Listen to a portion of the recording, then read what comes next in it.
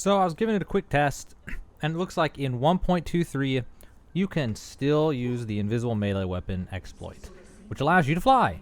I thought that they had fixed this. I've been told they'd fixed this, but it's apparently exactly the same. But if for some reason it doesn't work, the other trick I heard for doing it was to jump while doing it. So if you've never seen this before, a lot of my subs have seen this before, but I'm going to make this for anyone who hasn't seen my video before on how to do this. So what you're going to do is you're going to switch to a melee weapon. Obviously you have to have one equipped. Any melee weapon will work. Then you're going to open your inventory, go to your actual weapons and stuff, pick your melee weapon, go in here and swap it to something else. You can even swap it to a gun. It doesn't matter. You just swap it off to another weapon and then put it back on without leaving the screen. Just swap it off and then on. Then back out and it should be invisible.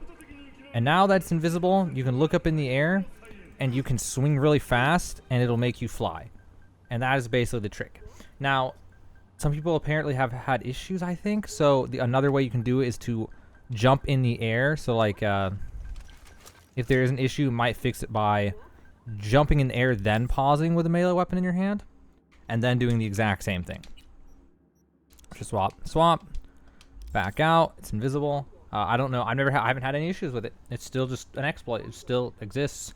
I thought they fixed it, but they did not fix it apparently, or maybe my game is magically playing an older version, but I'm pretty sure that's not what's happening. So, yeah, once you do that, though, what you're going to do, before it goes away, you want to, cause if you don't do anything, it'll go away after a second. You'll sheath the melee weapon. So, what you're going to do is look up in the sky and get interrupted by Padre. Okay, now that Padre is done, one more time, you open the menu, go to the inventory, go to your melee weapon, swap off the melee weapon, back onto the melee weapon, get off of this, and now you have an invisible melee weapon.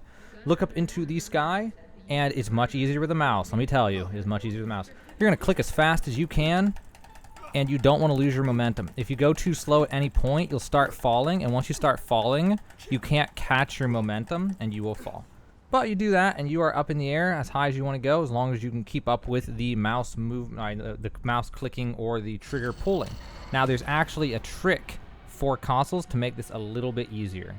So I don't play this on console anymore, but the idea was you go to your settings, like on the actual console menu. Go to your settings, look for like accessibility, and you should be able to change your key bindings. You can't change your key bindings in the actual game itself. Even in settings over here, there's not that option for console players.